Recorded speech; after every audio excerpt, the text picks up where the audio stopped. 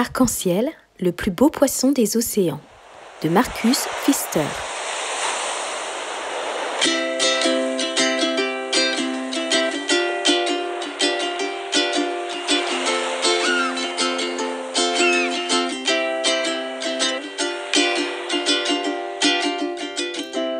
Quelque part au plus profond des mers vivait un poisson. Mais ce n'était pas un poisson ordinaire, c'était le plus beau poisson de tous les océans.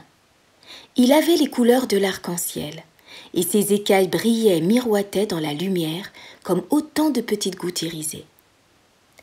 Les autres poissons admiraient ses écailles scintillantes, et à cause de ses belles couleurs, ils l'avaient nommé arc-en-ciel. « Arc-en-ciel, viens jouer avec nous » disait-il. Mais le bel arc-en-ciel glissait près d'eux sans dire un mot, le regard fier et en prenant bien soin de faire briller ses écailles. Un petit poisson bleu le suivit. « Hé, arc-en-ciel, attends-moi, donne-moi une de tes écailles, elles sont si belles et tu en as tellement. »« Te donner une de mes écailles? Mais qu'est-ce que tu imagines? Allons, oust, déguerpis !» s'exclama arc-en-ciel avec dédain. Effrayé, le petit poisson bleu s'enfuit d'un vif coup de nageoire. Il raconta aux autres poissons sa mésaventure. À partir de ce jour-là, plus personne ne voulut adresser la parole à arc-en-ciel. Et quand il passait près d'eux, les autres poissons se détournaient. Mais à quoi servent les plus belles écailles du monde s'il n'y a personne pour les admirer? À présent, arc-en-ciel n'était plus seulement le plus beau poisson des océans, c'était aussi le plus seul. Un jour, il fit part de ses soucis à l'étoile de mer. « Je suis si beau, lui dit-il. Pourquoi est-ce qu'on ne m'aime pas ?» L'étoile de mer se tut un instant, puis elle dit « Derrière le récif de corail, il y a une grotte. C'est là qu'habite Octopus la pieuvre. Elle sait beaucoup de choses. Peut-être pourra-t-elle te donner un conseil ?» Arc-en-ciel ne tarda pas à trouver la grotte. Comme il y faisait sombre, on n'y voyait presque rien. Soudain, il vit briller 2 yeux dans l'obscurité. 3 bras s'avancèrent vers lui. « Je t'attendais, » dit Octopus la pieuvre d'une voix grave. « Les vagues m'ont rapporté ton histoire. Écoute bien mon conseil.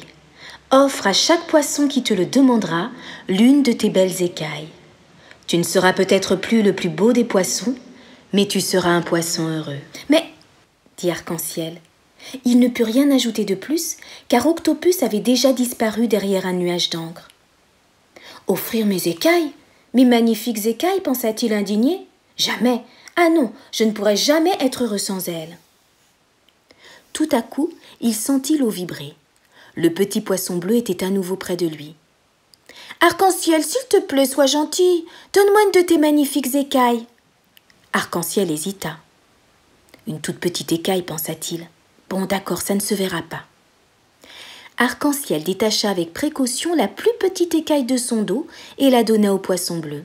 « Tiens, la voilà, et maintenant va-t'en. »« Oh, merci beaucoup, Arc-en-ciel, dit le petit poisson tout joyeux. C'est vraiment très gentil de ta part. » Arc-en-ciel se sentit tout drôle. Il regarda longuement le poisson bleu s'éloigner avec son écaille scintillante. Le petit poisson bleu se promena partout avec sa belle écaille, et tout le monde l'admira. Bientôt, Arc-en-ciel fut entouré d'une nuée de petits poissons. Ils voulaient tous une écaille, et qui l'eût cru, Arc-en-ciel distribua ses belles écailles. Cela l'amusait même de voir la joie des petits poissons. Et plus il voyait scintiller de poissons autour de lui, mieux il se sentait au milieu d'eux. Bientôt, il ne resta plus Arc-en-ciel qu'une seule écaille brillante. Il avait distribué toutes les autres, et il était heureux, vraiment heureux. « Viens jouer avec nous » appelèrent les autres poissons. « J'arrive » dit Arc-en-ciel, et il s'élança tout joyeux au milieu de ses nouveaux camarades.